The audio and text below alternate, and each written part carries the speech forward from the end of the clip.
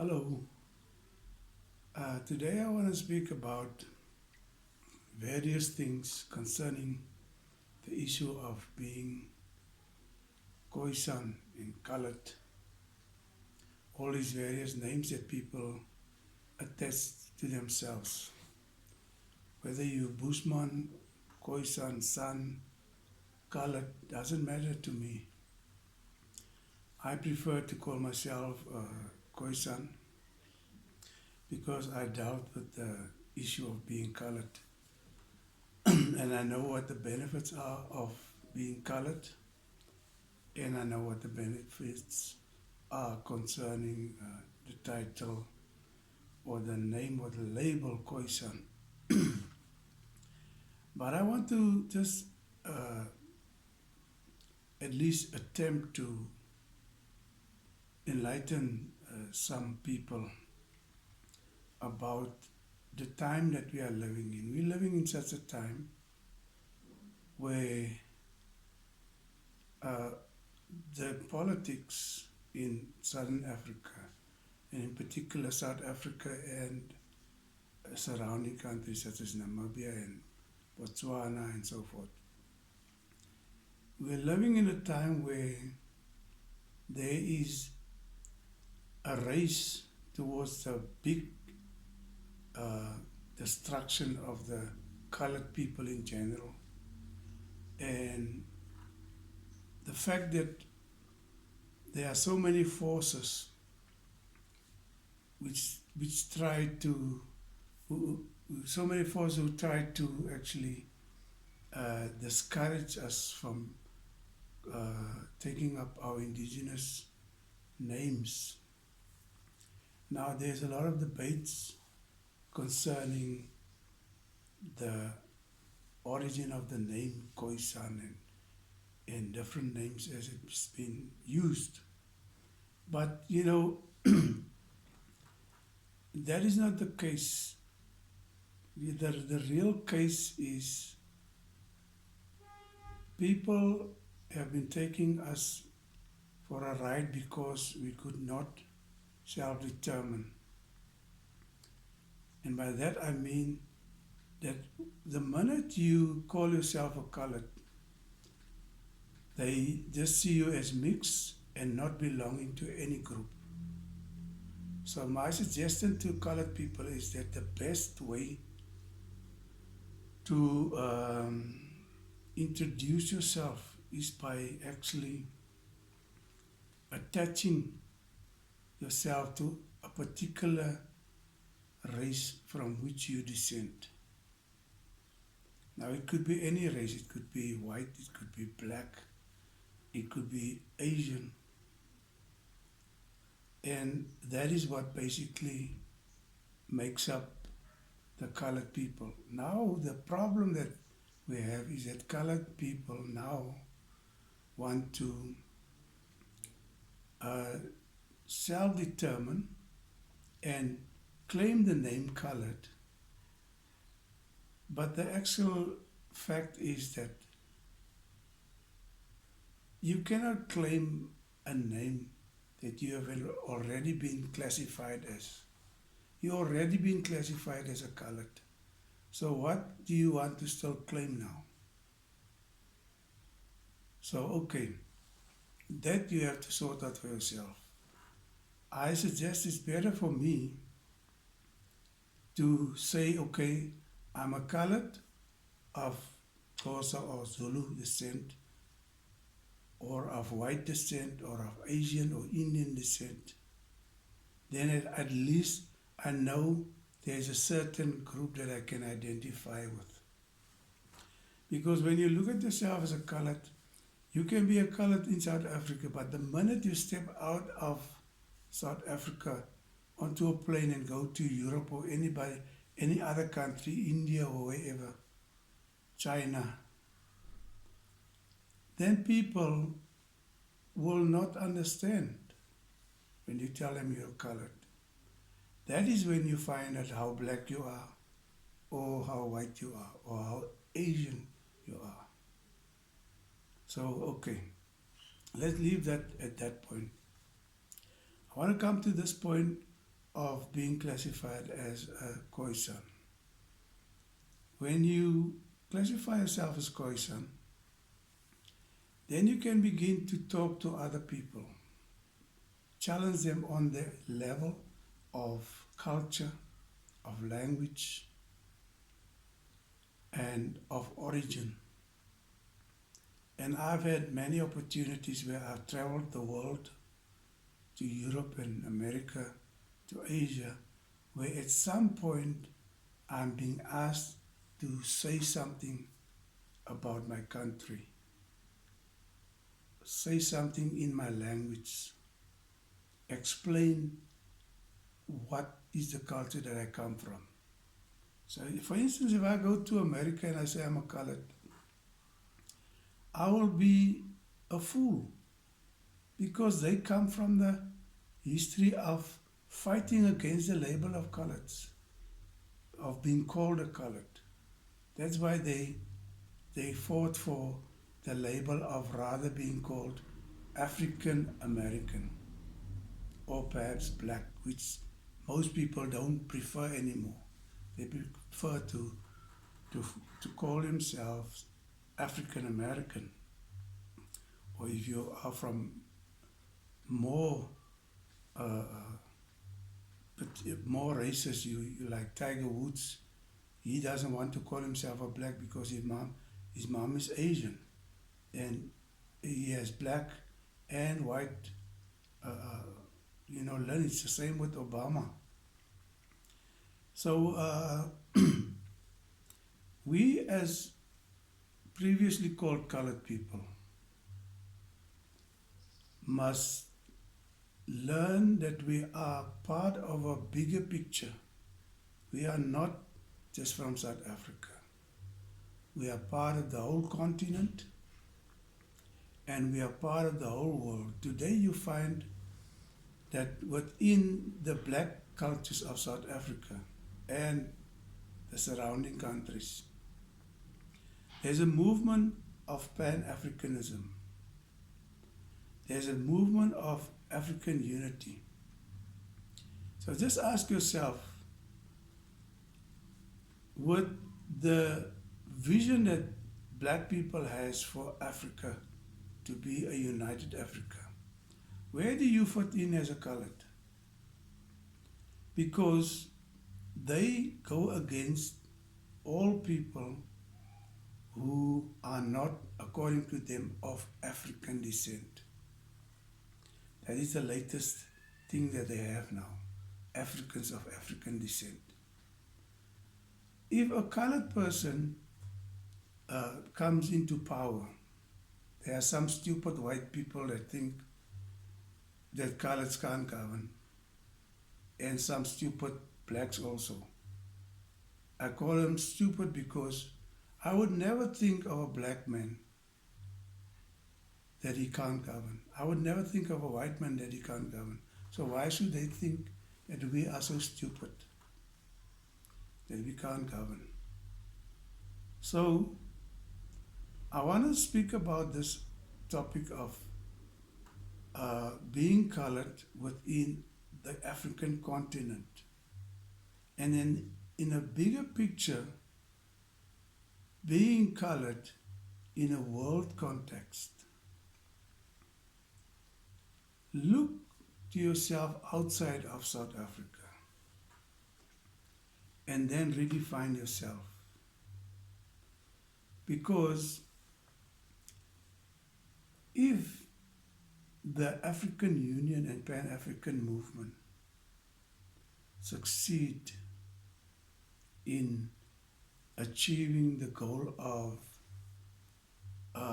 an Africa who embrace Africans of African descent only, then you will have a problem, like you already have. And in the broader context, they are looking at the African diaspora, which means people who have been taken out of Africa as slaves to Britain, to Jamaica, to America, to all over the world. There are millions of people out there, which the people who believe in African Pan-Africanism and United Africa, they believe that we should bring back those people back to the motherland, which I don't have a problem with. I fully support that because I'm against slavery. And I see those people as my brothers and my sisters, my ancestors. They see us as their ancestors. But if they come back here, they come to you as a colored, what will you have to teach them about yourself if you are not in touch with your indigenous roots? So just think about that. And then some people think we don't have allies as khoisan people. And I don't want to be associated with the term colored. But just to make it easier, if colored people has to win an election in South Africa and they have to rule, who are they gonna attach to themselves as allies? Do they want to attach leaders from Zimbabwe or Namibia or Botswana or any of these countries?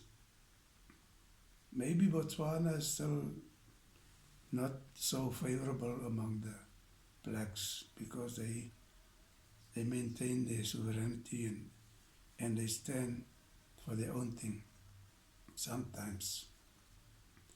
But the rest of the other countries, they are all for pro-black programs. They want to just destroy any person that are not, according to them, of African descent. Now I want to say to you that the khoisan person is not a black man. It's an indigenous African brown-skinned man originally. And if you think that I'm racist, then just go to South America and go to Mongolia and go to China. Those are all brown-skinned people. So now do you want to tell me that only because I'm in Africa, I cannot be brown? So just think again about that one. The fact that I'm brown doesn't mean that I'm not African. In fact, I am the original African first indigenous person who knows my lineage and also who acknowledges integration with other black people. So I'm not denying my Africanness, but I won't let a black person make me feel that I'm less African than him. So that is just from a basic understanding, because my family, your family, we are integrated. We have black, we have white families, we have Indian families, and because of that, people are sometimes confused because they don't know who to attach themselves to, because of an apartheid regime who classified them as colored.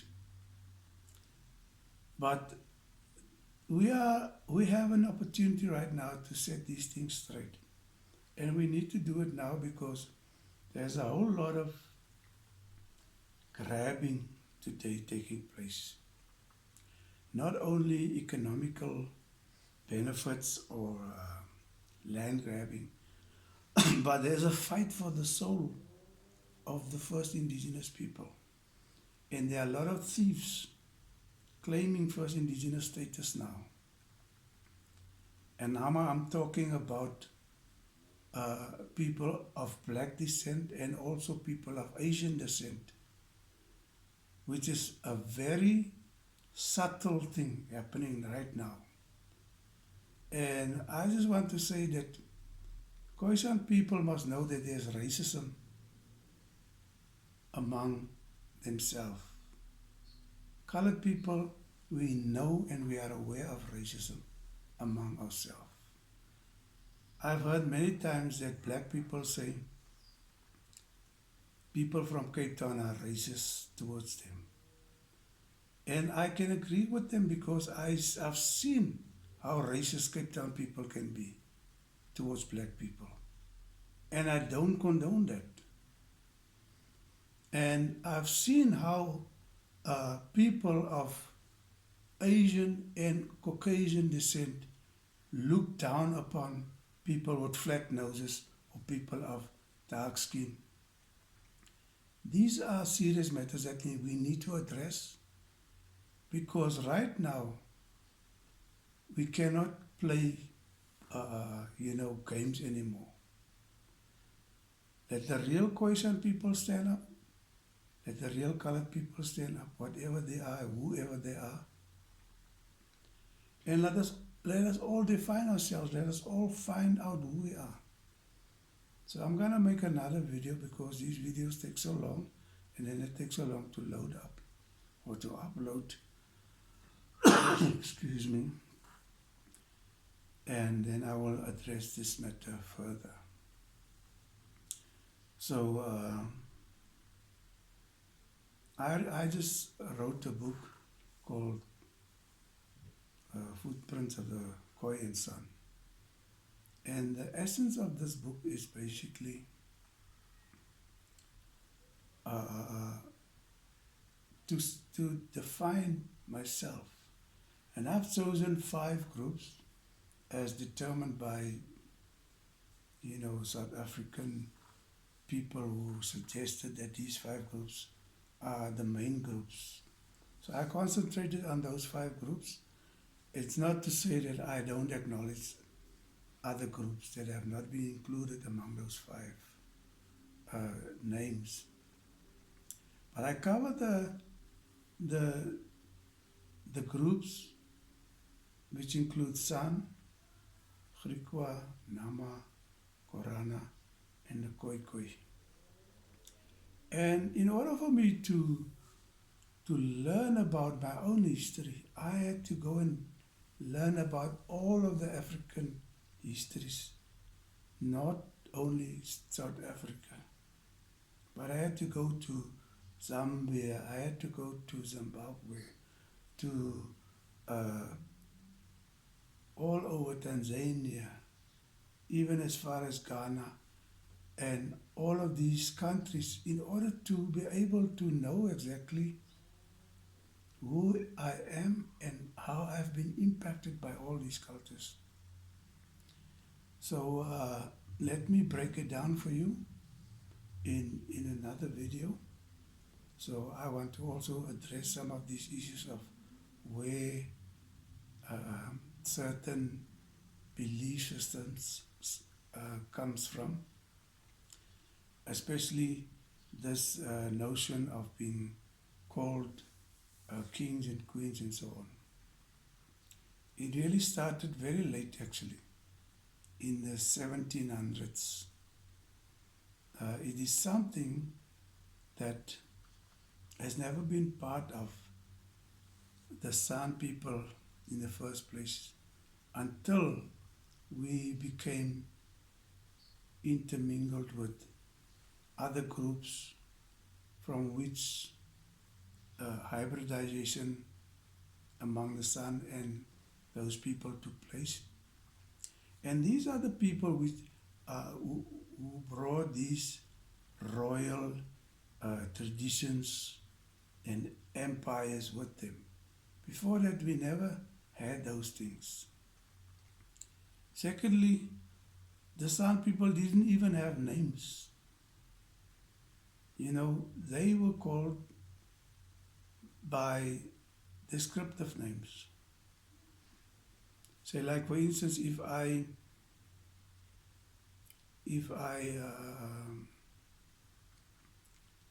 I'm being caught stealing, then that would be my name, because they will call me the man who steals. Or if I am a man who wears like a faliki, they will call me by that name, which they will say Guy. Or if they see me picking up some fruit or drinking some water from a hole, that will be my name for that time. You see? So all of these things we need to consider, and we need to know, so that we can be informed about our history. So let me stop this one here, and I will continue with part 2.